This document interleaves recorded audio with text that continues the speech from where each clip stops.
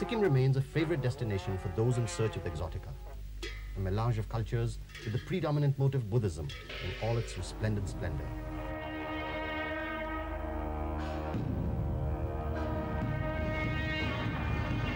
The rich brocades, the ornate headgears, and the opulent rituals, all contrasted with a sense of tranquility and the hush of the serene environment.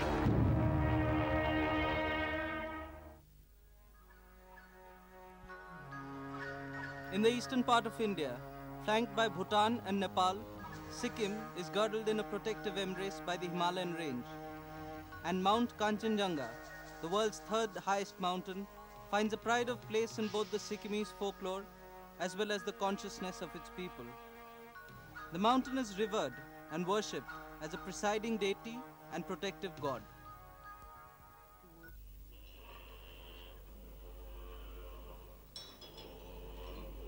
This was the setting for the Buddhist Kalchakra ceremony, conducted by Dalai Lama, Nobel Prize winner and spiritual leader of the Tibetan Buddhists.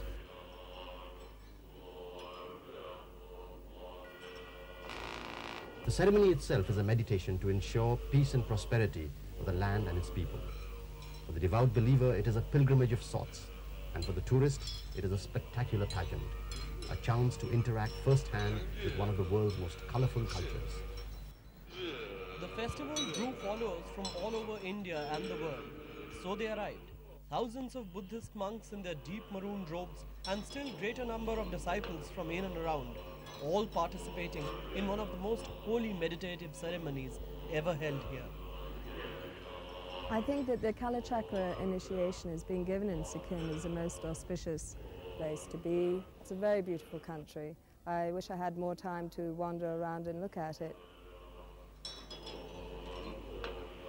The ceremony, which lasted for over 10 days, was held in an open-air stadium to accommodate the huge congregation. And extravagantly tapestried thankas, Buddhist religious scrolls, embellished the setting. For the period of Kalachakra ceremonies, the atmosphere was solemn, yet spiritually exhilarating.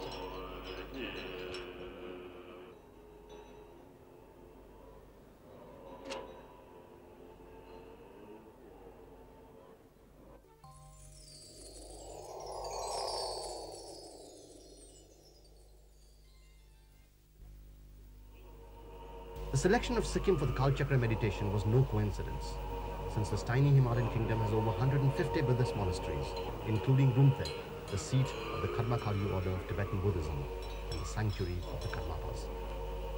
After the death of the 16th Geba Karmapa, spiritual head of the Karmakaryas, Rumtek, or the monastery wreathed in 100,000 rainbows, as the locals call it, awaits the reincarnation and enthronement of the next successor.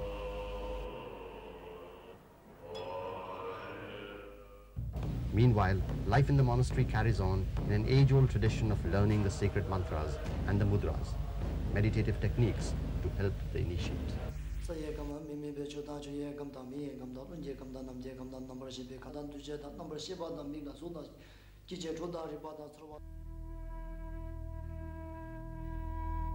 In western Sikkim lies Pemayangse, the sublime lotus, the premier monastery of Sikkim. Built in the early 18th century, Pemayangse boasts of a remarkable collection of antiques and Buddhist religious objects.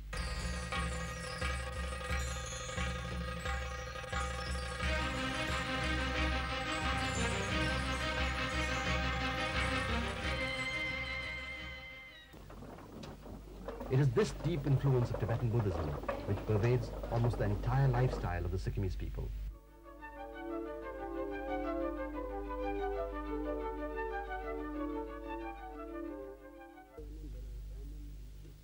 But the traditional beliefs of the local inhabitants, many of whom are Nepalese origin, remains as valid and is as respected.